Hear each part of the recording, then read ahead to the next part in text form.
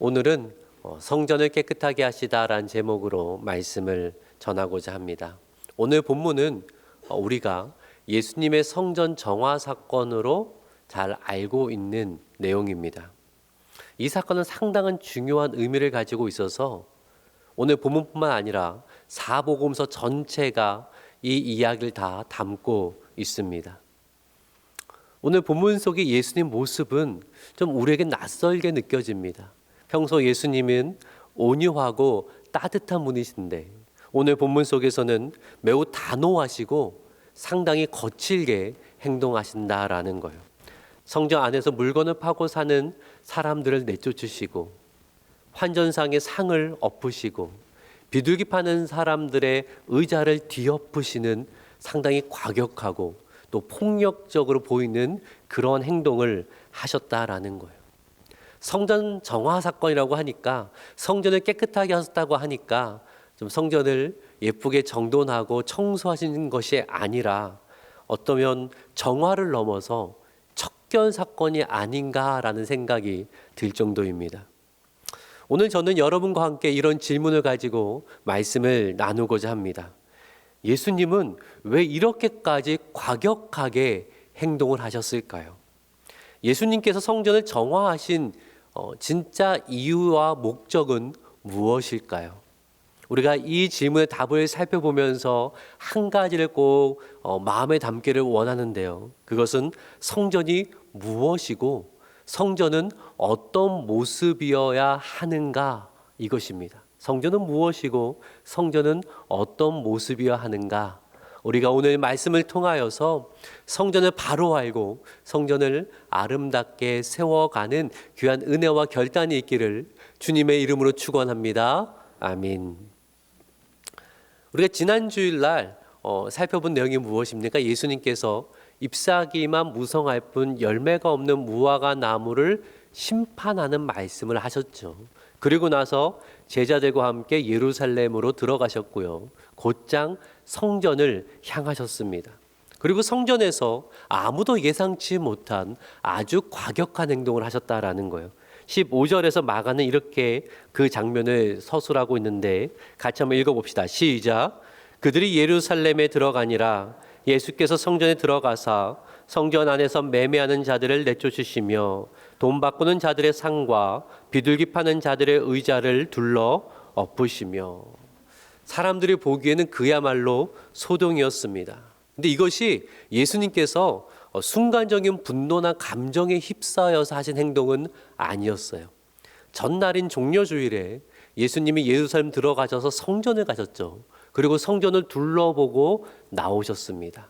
그리고 이미 오늘 본문 속의 일을 행하시기로 계획하셨다라는 것입니다. 이렇게 생각하지 마세요. 예수님께서 성전에서 매매하는 사람들을 다 내쫓으시고 그리고 그 성전에서 환전하는 그 환전상 그 상을 다 엎으시고 비둘기 파는 사람들의 의자를 다 뒤엎으셨다. 그러지는 않습니다. 만약 그렇게 했다면 큰 소동이 일어났을 것이고 그렇다면 성전 가까이에 있는 로마 군사들이 성전 치안을 담당하기 때문에 즉각 출동해서 예수님을 체포했을 것입니다. 그 정도가 아니었다는 거예요. 상징적인 행동이었어요. 무화과 나무의 심판을 말씀하신 것도 상징적인 행동이었고 오늘 내용도 상징적인 행동이었어요. 그래서 몇몇 상을 엎으신 거고 몇몇 의자를 뒤엎으신 거예요. 사람들의 주목을 끌고 강력한 메시지를 던지고 계신 것입니다.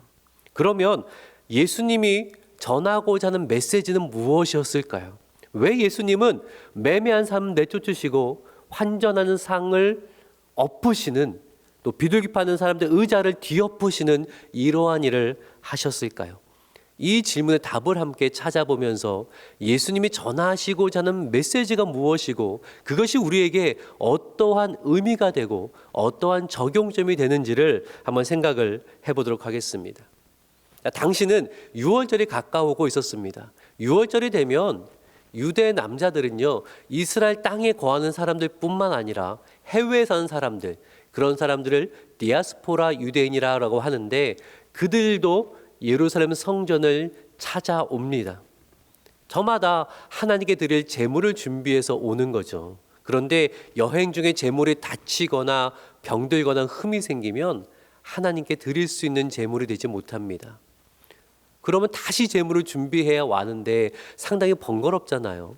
그래서 성전 안에서 예배자들 편의를 위해서 예배자들이 너무 제물에 신경 쓰느라 예배하는 것이 방해되지 않도록 편의 제공상 성전에서 제물에 쓰일 흠없는 짐승을 준비하여서 판매를 했다라는 거예요.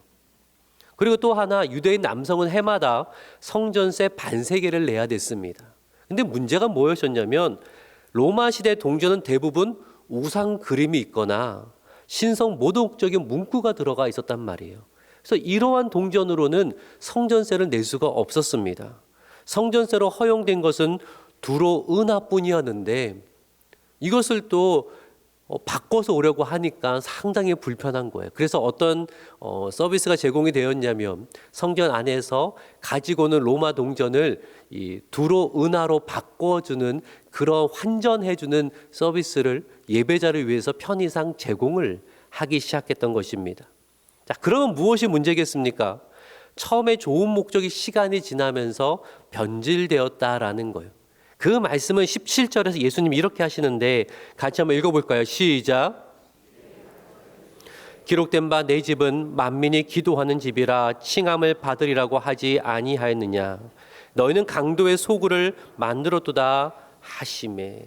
자, 예수님은 성전이 어떤 곳이어야 하는지를 다시 말씀해 주시는데 성전은 만민이 기도하는 집이다 라고 말씀을 하십니다.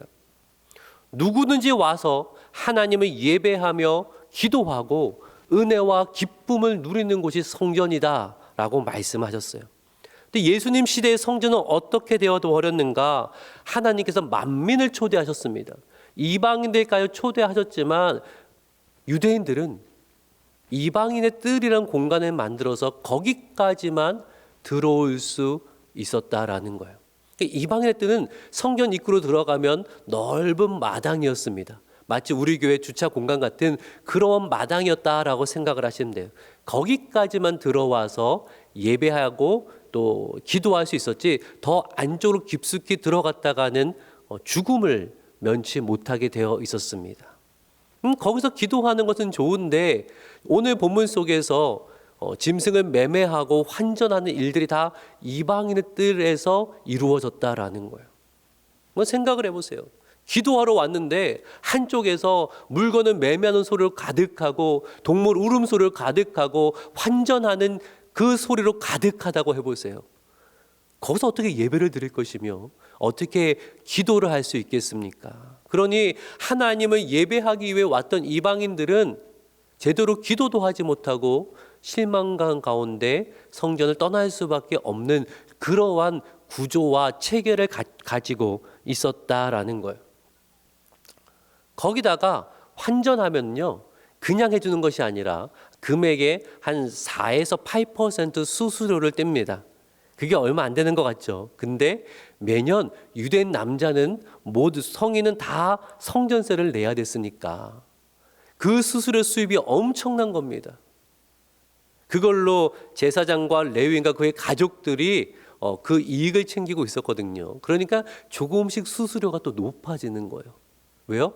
이게 돈이 되니까, 상당한 수익이 되니까 조금씩 수수료를 높이는 일들이 일어난 것입니다. 지금 예배자를 위한다는 그러한 일로 시작되었지만 점점 일부 종교 지도자를 탐욕을 채우는 수단으로 변질되어져 갔다라는 거예요. 비둘기 파는 사람의 의자를 뒤엎으신 것도 같은 맥락입니다. 비둘기는 가난한 사람들이 드리는 제물이었습니다. 정말 가진 것이 없을 때에 비둘기는 쉽게 구할 수 있으니까 그것으로 제물을 드리라는 거예요. 그런데 문제는 뭐예요? 비둘기마저도 장사꾼들이 값을 매겨서 판매를 하는 겁니다.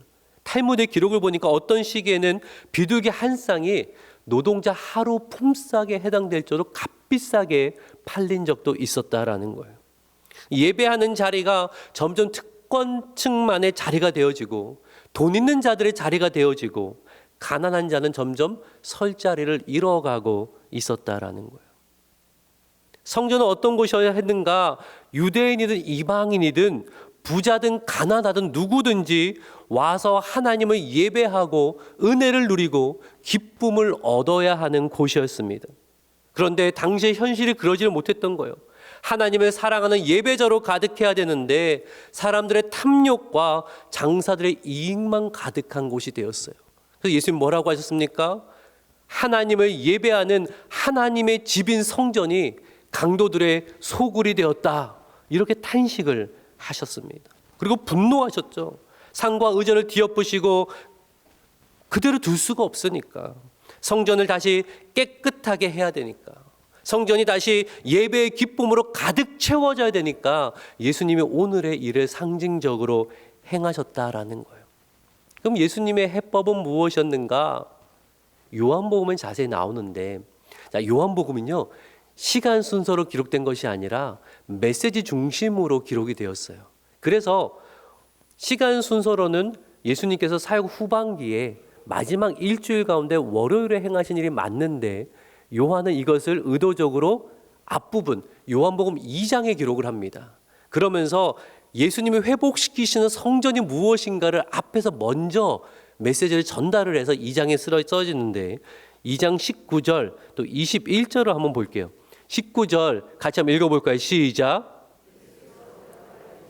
너희가 이 성전을 헐라 내가 사흘 동안에 일으키리라. 21절도 있습니다. 시작. 그러나 예수는 성전된 자기 육체를 가리켜 말씀하신 것이라. 아멘. 예수님 이런 선언하신 거예요. 이 낡고 부패한 예루살렘 성전은 이제 끝입니다. 마치 너무 오래된 집이 낡고 무너질 지경이라 부분 수리가 아니라 아예 새로 지어야 하듯이 예루살렘 성전으로는 더 이상 하나님을 제대로 예배할 수 없다라는 거예요. 아무리 겉으로는 화려해 보여도 전통과 역사가 있어도 어떤 모습이라는 거예요? 그 바로 쓰던 무화과 나무 이야기처럼 잎사귀는 무성할 뿐 열매 없는 무화과 나무와 비슷하다는 거예요. 하나님을 만나는 예배의 감격과 기쁨과 은혜와 그 능력이 결여되어 있는 성전, 구조적으로 그것을 회복할 수 없는 이 성전은 이제는 끝이다, 이제는 무너져야 된다라고 선언을 하신 거예요. 성전의 목적은 화려한 그 겉에 있는 것이 아니라 하나님의 임재 안에서 하나님을 예배하며 기도하며 기쁨을 누려야 되는 거거든요. 그 기능을 예루살렘 성전이 못하니까 이제는 예수님께서 내가 스스로 성전되어서 내가 그 기능을 하겠다라고 말씀하신 거예요. 더 이상 희생제물을 준비할 필요가 없다. 더 이상 환전할 이유가 없다. 더 이상 특정한 건물 안에서만, 특정 구역 안에서만 예배할 필요가 없다라고 말씀하시는 거예요. 왜냐하면 예수님께서 친히 화목제물이 되어주시겠다라는 거죠. 영원하고 완전한 제사를 드리시겠다라고 말씀하시는 거예요. 그 결과 이제 우리는 누구든지 언제든지 어디서든지 예수 그리스도를 통한 하나님께 나아갈 수 있게 되었습니다. 그래서 히브리서 4장 16절은 이렇게 선포합니다. 우리 같이 믿음의 목소리로 같이 읽어보겠습니다. 시작. 긍휼하심을 받고 때를 따라 돕는 은혜를 얻기 위하여 은혜 보좌 앞에 담대히 나아갈 것이니라. 아멘. 이제는 주저할 필요가 없다라는 것입니다. 하나님께 나아갈 때 우리는 이미 환영받은 자들이라는 거예요. 하나님께 나아갈 때 이미 우리는 긍휼을 얻는 자들이라는 거예요. 왜요? 예수님의 공로로 인하여서. 내가 어떠한 모습이든지 괜찮습니다. 내가 완벽하지 않아도, 내가 다 준비되어 있지 않아도 예수 이름으로 나아갈 때에 늘 우리는 하나님께 환영받는 자들이라고 성경은 말씀합니다. 하나님께 나아갈 때마다 하나님 나를 만나주시고, 기도할 때마다 그 기도를 들으시고, 간구할 때마다 때를 따라 돕는 은혜로 함께 하신다고 성경은 약속하고 있습니다. 그러니 우리가 예배의 자리를 소중히 여기고 예배의 자리에 서 있을 수 있어야 되는 거죠. 하나님 찾는 자리로 나아가야 되는 것입니다. 특별히 이번 한 주간 고난주간 특별 새벽 기도를 할 텐데, 이 시간을 통하여서 하나님께 나아감을 통하여서 우리의 삶의 은혜가 회복되어지고 우리의 삶의 예배의 기쁨을 누리고 때를 따라 돕는 은혜가 무엇인지를 깊이 알아가는 귀한 한 주간이 되었으면 좋겠습니다. 자, 여러분, 우리 예배 자리, 기도의 자리는 언제나 우리를 기다리시는 하나님이 계십니다. 언제나 우리를 기뻐 맞아주시는 하나님이 계신다라는 거예요. 그 은혜를 날마다 더 깊이 경험하고 누리며 감사로 나아가는 저와 여러분 되시기를 주님의 이름으로 축원합니다. 아멘. 에베소서 2장 22절 말씀으로 오늘 설교를 정리하려고 합니다. 우리 같이 한번 읽어볼까요? 시작. 하나님이 거하실 처소가 되기 위하여 그리스도 예수 안에서 함께 지어져 가느니라. 아멘. 놀라운 말씀이 있는데요. 예수님께서 하나님의 참된 성전이 되어주신 것처럼 이제는 저와 여러분을 하나님의 거룩한 성전으로 세워가신다라는 거예요. 성전의 가장 큰 기능이 무엇입니까? 하나님의 임재입니다. 하나님의 임재입니다.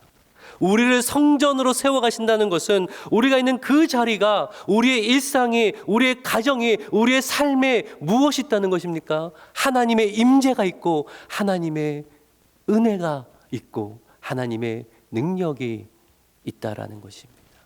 우리가 있는 그곳이 하나님의 성전이기에 하나님의 기쁨이 넘치고 때를 다 돕는 은혜가 채워지고 하나님의 영광이 드러내는 삶으로 우리를 부르셨고 우리를 빚어가신다. 그렇게 약속하고 있다라는 거예요. 사랑하는 여러분, 이 말씀은 꼭 기억하십시오. 우리가 있는 그 자리가 하나님의 임재가 있는 거룩한 곳입니다. 우리가 있는 그 자리, 한 주간 여러분이 있는 그 자리, 하나님을 찾는, 예수의 이름으로 하나님을 찾는 그 자리가 은혜의 자리가 될 것이고 하나님이 여러분을 환영하는 자리가 될 것이고 때를 따라 돕는 은혜로 채워주시는 자리가 될 줄로 믿으시기를 바랍니다. 이 은혜를 늘 감사하며 날마다 더 깊이 그 은혜를 알아가며 하나님을 예배하는 기쁨 가운데 살아가는 저와 여러분 되기를 주님의 이름으로 축원합니다. 아멘. 기도합니다.